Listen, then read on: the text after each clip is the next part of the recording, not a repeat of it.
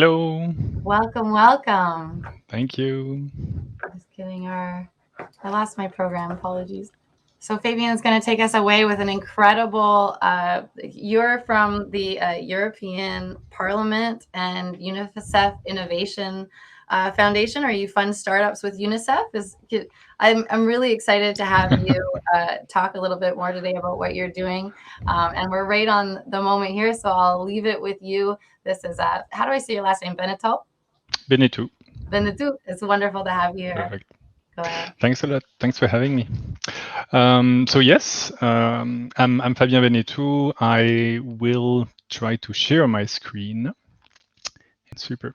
So yes, I am Fabien Bénétou, and I will quickly go through. Basically, visually, I work for the European Parliament as a consultant and for UNICEF as a technical advisor, which bring me to my first point, is that I speak in my own name. It's a bit tricky for institutions to communicate. There are a lot of different things to verify and check. So what I'm going to tell you today is my perspective. It is not the official position of, let's say, the Parliament or UNICEF. And I do two things. So first, for the Parliament, what I do, and I was chatting a bit just earlier, I don't know how much I can swear, but also just a little bit. I like to say I measure bullshit. And it means all the hardware around us that is going to be enabling new usages, enabling new ways to work together, to even have fun, whatever it is you need.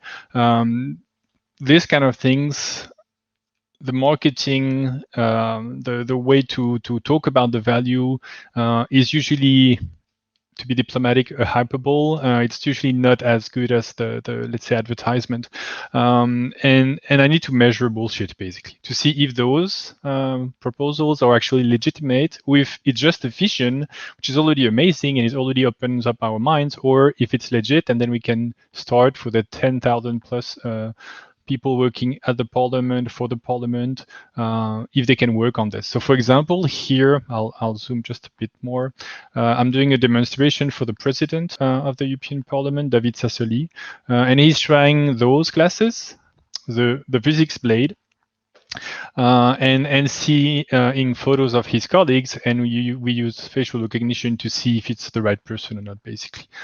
It's running in a browser, in a virtual browser, but yeah, we're testing if it's legit. Doesn't mean it's going to be into production or anything like this, but we see if it's usable or not. And eventually, the second side, let's say, of the same coin is to see if it has to be regulated, because in the end, members of the European Parliament are there to see, is the technology just an enabler, or in some specific situation could be dangerous. So that's the part I do at the Parliament, and some things that are quite specific and contextual is, for example, as we're having this discussion or presentation now, doing it online, because we can't do it any other way.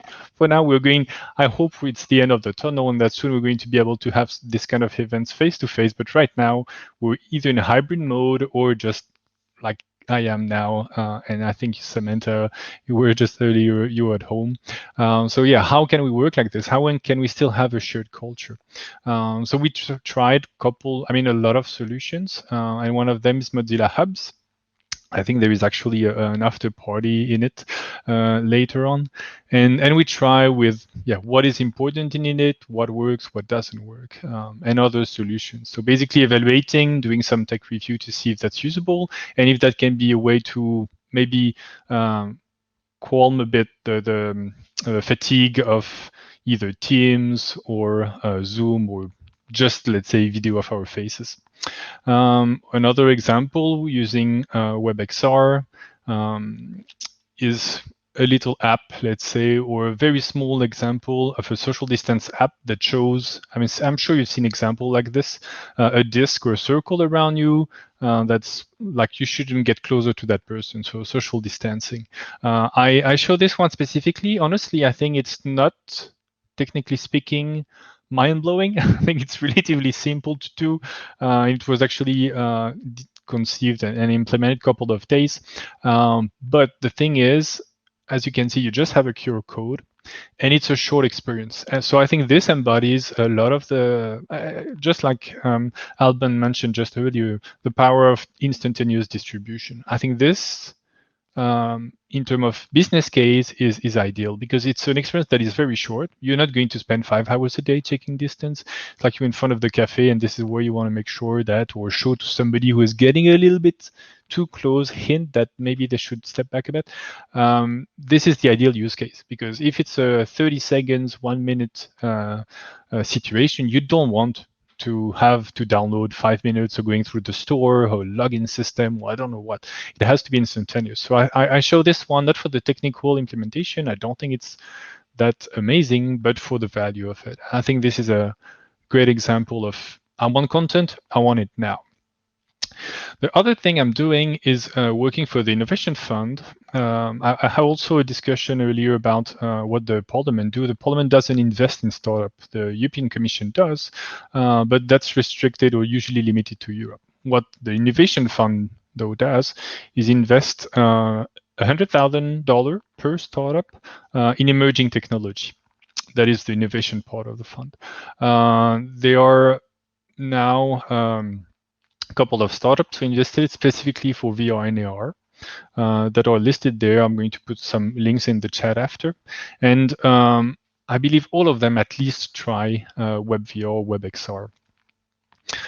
And one who some did, and I'm going to mention names for those who managed or found it actually interesting, and some did not. And I think one way to illustrate it is, I don't know how many of you go to IKEA and have the pleasure to snap their own finger with a hammer to build the table or whatever. Distribution is crucial. And again, for the kind of content that's going to be a snippet or a really, really short experience, it's so much more important. If you have to build everything yourself, if you have to download the app from the store, it's going to be tricky. So one of the startup from the fund that I'm not going to mention worked on an indication solution, and everything was experimental at first. Of course, it's a startup. But in order to do that, to test their solution, you had to go through the store or install an APK. You had a couple of steps that are, once you've done it, it's not that complicated. But when you're when you've never done it, or you're a little bit wary, or you have other things to do because you're a bit in rush, like a teacher usually is, it is much more challenging because you want to go faster, you're going to miss some steps, or every time is basically going to dry up your funnel.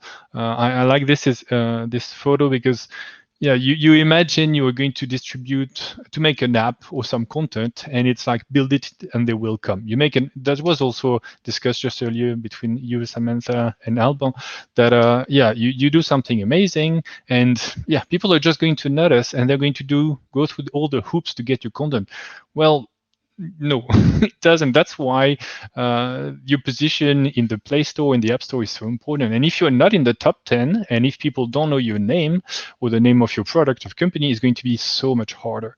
And this entrepreneur who asked for testers or users to go through such a complex process, that was the end of her funnel. It was pretty dry. There were very few people, and she was very shocked or disappointed that, like, oh, I made an amazing product, I made something that people need, and somehow people don't try or build it. So I think it's very important to be fully aware of the consequences of having a lot of friction in your distribution channel. Any way that is going to be preventing the final user to use your content is going to be, yeah, a dramatic impact, basically.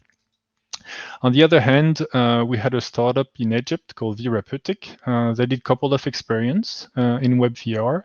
They did not know that WebVR existed even at first, so we had to discuss, see what's the current situation, what have they done, are using Unity, the kind of things to basically establish if it would make sense at all, because sometimes it just doesn't make sense, and if it would, how to do it, basically. So we had a couple of discussions to understand a bit better the product. So basically, different kind of therapeutic exercises. And we saw that, yes, it did indeed make sense to implement a WebXR. And a couple of months later, because the investment period for the fund is for 1 year, so we have to go fast. So they have to go fast.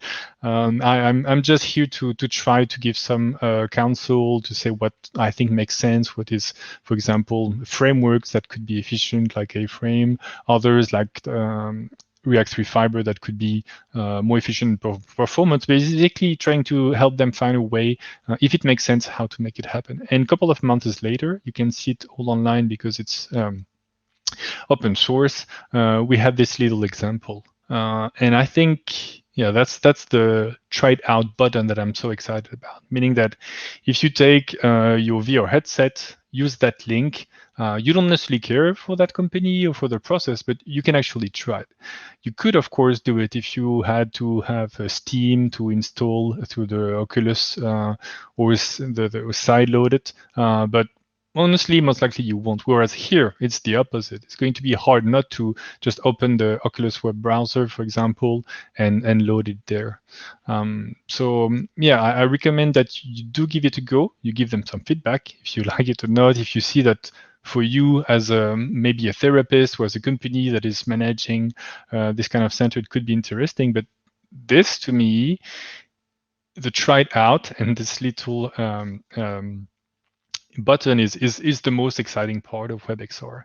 It means instant delivery and being able to have it also across platforms. So basically, if you want to avoid this, WebXR is an amazing solution. And also one part that I did not mention is bring your own device. Specifically, this is for the Parliament. If I go back here, okay, we use Mozilla Hubs, but what was one of the key advantages? Not everybody, believe it or not, has a Quest, for example, or a Valve Index. Not everybody has a VR headset or some Microsoft HoloLens too. It's not that common yet. So it means you want to enjoy it to the fullest if you can, but if you don't, you want to remain inclusive. You want to bring people who can. And this is the power of WebXR, that in addition to the instantaneous distribution, if you want to have, let's say, cardboard or older version to snap on your phone, you can. If you want to have AR glasses, you can. If you want to have, quote unquote, just your laptop or your mobile phone, you can. So being able to bring all those use case with those devices together, I think is one of the most exciting part, especially right now in hybrid mode. This is a lot of the discussion, thinking, and process we have for the Parliament. As for the startups, for UNICEF, is we don't know where people are. I'm at home now, but maybe tomorrow morning I'll be in the Parliament. Maybe I'll be in a cafe, and I don't even know what hardware I'll have. I might have some funky device. So if you make exciting content, but nobody can enjoy it, it is the challenge. But if you can bring it across content, make it responsive, yeah, this is a whole new, especially for social content, this is a whole new way to make your audience bigger and have a bigger impact. So this I already repeated quite a few times in terms of distribution, but people, I mean, we get used even now to get instant delivery. Like, oh, I don't get my things I did not even know I needed or wanted yesterday. I have it. I click the purchase button, and I don't want it next week. This is just, we can't even imagine it anymore. We want everything now, and I think in some cases, yeah, we can wait. In others, it has to be instantaneous. So one way to summarize it for me in terms of use cases, if you only target one device and it's going to be used every day or day after day, you don't have web developers and you have Unity and Unreal developers, plus you want state-of-the-art visuals, like something photorealistic, maybe you should be cautious about WebXR. Maybe it's not ideal for you. But if any of those 5 points is not in your, let's say, absolute needs, then I think you should at least consider, just give it a go. It's so easy to fork an existing example and try it on your device that I think, yeah, most of the value, if you're not exactly in there, could be interesting to try. And I think that's it. Thank you so much for joining us, Fabien, today and presenting. That was really interesting. A lot of really good conversation points. Thank you so much. Thanks for having me. Yeah. Thank you.